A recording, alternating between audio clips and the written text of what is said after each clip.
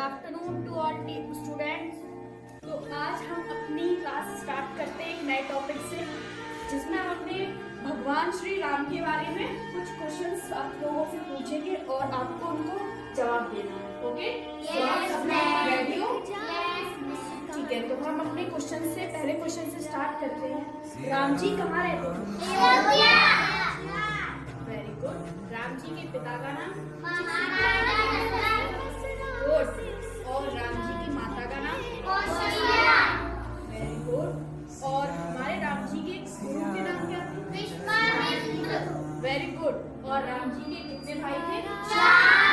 और उनके नाम क्या क्या थे? पहला भाई, दूसरा, तीसरा, चौथा। Very good. Okay, now last Ram ji की पत्नी का नाम क्या था?